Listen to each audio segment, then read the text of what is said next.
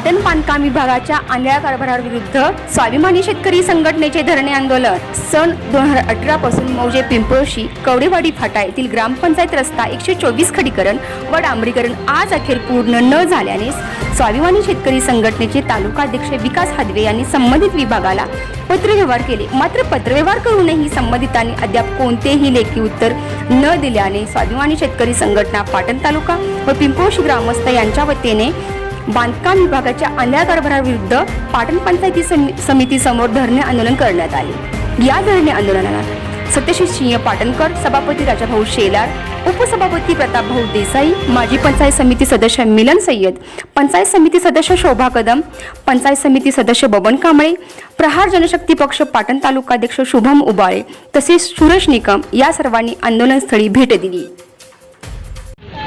नमस्कार।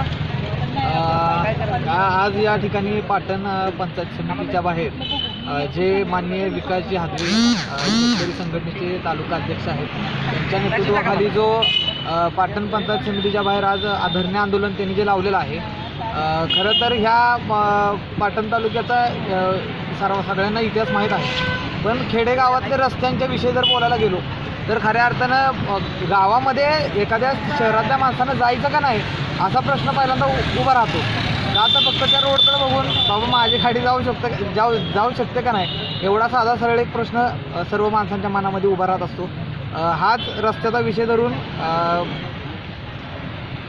पिंपळशी ते कवडेवाडी या रस्त्याचं काम अद्यापही झालेलं नाही।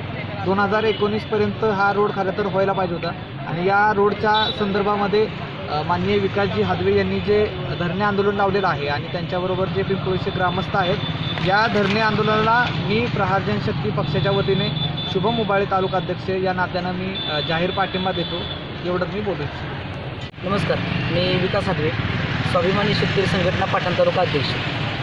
आज दिनांक 2 नोव्हेंबर 2020 रोजी पाटण पंचायत समितीच्या समोर मी आज धरणे आंदोलनाला बसलो आहे।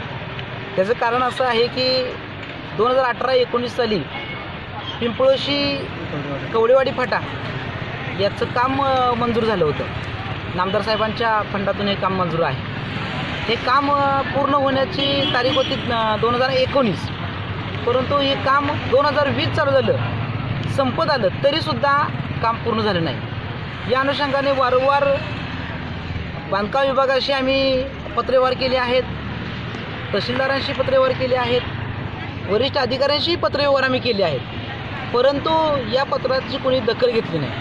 आज 2 नोव्हेंबर रोजी आम्ही त्यांना निवेदन दिलं होतं 20/10/2020 रोजी की जर तुम्ही 2 नोव्हेंबरपर्यंत हे काम पूर्ण केलं नाही तर मात्र आम्ही 2 नोव्हेंबरला आंदोलनात बसू।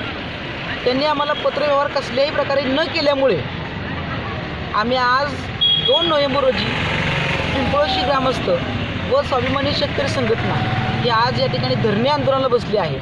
जर आमचं म्हणणं वेळेत ऐकलं नाही तर याच्यापेक्षा तीव्र आंदोलन आम्ही करू, पण आम्ही या 8 दिवसामध्ये रस्ता पूर्ण करून घेऊ।